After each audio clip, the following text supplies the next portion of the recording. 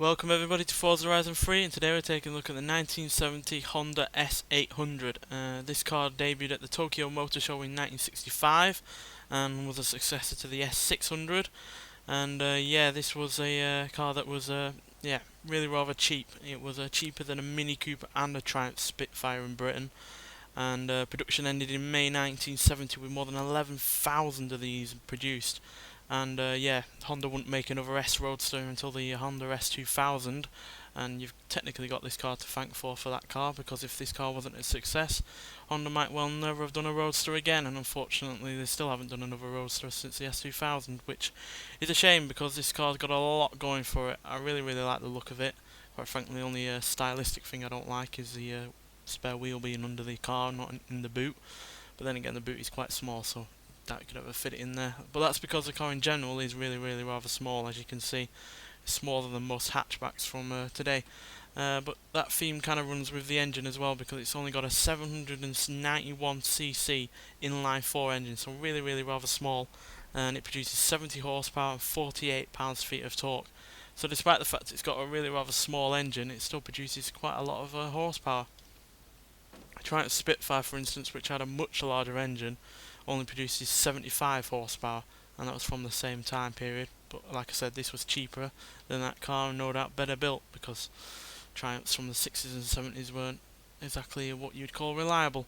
But yeah, it's a small little, really rather economical as well sports car. 35 miles per gallon. This would get you back in the 60s, which again is really rather impressive, and is primarily down to the fact it doesn't weigh all that much. It only weighs 1,565 pounds, which is slightly lighter than the Triumph Spitfire and a little bit heavier than the Mini, but either way it's still really rather light.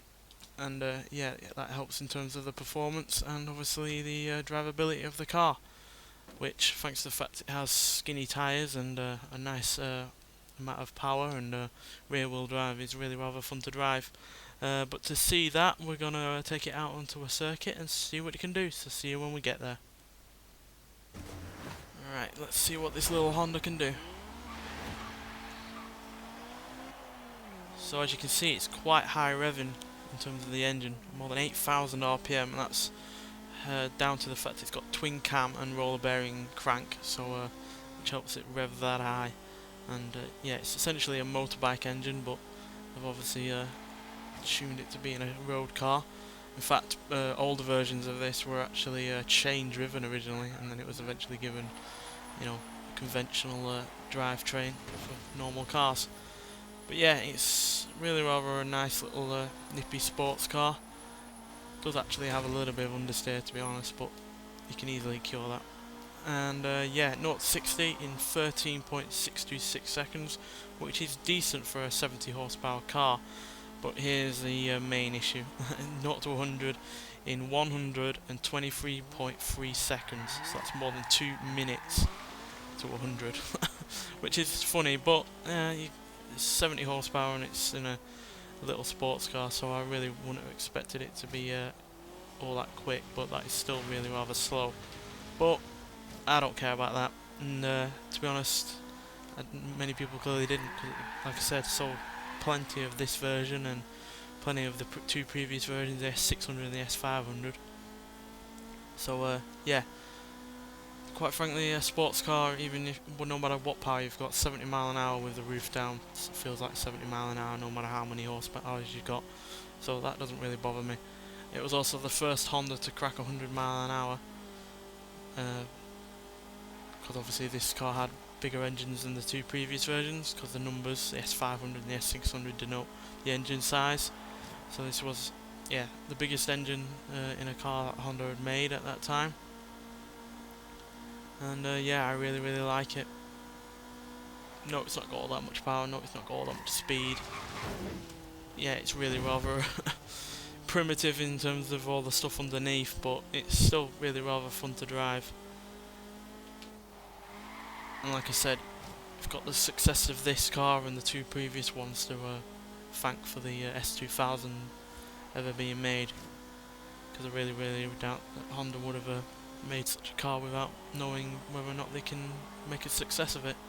So yeah, I do like it, and it's not no, it's no way near going to be as quick or as fun to drive as some of the cars in the car pack that this car's been featured alongside. But you know, it's more honest driving than say from other cars, and yeah, I like it for that. I really, really do hope that they put in other sports cars from the time that are like this. For instance, like I said, I like the Triumph Spitfire, which this car was made to beat. Also like the Austin Healey and the MG Midget would be nice. I know we've had the Healey in a game before. I think it was Forza Motorsport 4, but we've not had many classic British cars like that in Forza games before. And if they're any good at even half as good as this, and it'll be a treat to have. So yeah, lightweight, rear-wheel drive, small engine Honda, but still fun to drive nonetheless. And yeah, the engine is by far the most impressive part of this car. To rev to more than 8,000 RPM and not be a wankel rotary engine from that time is yeah, really good. But obviously, being based on a motorbike engine, and Honda being more renowned for their high-powered motorbike engines from the time, it would be stupid of them not to use something that they're really proficient at doing. So yeah, well worth trying out, and I can't wait to upgrade this car to see just how much this car can handle with extra upgrades, handling wise and engine wise. Anyway, thanks for watching, and I'll see you in the next one. Bye.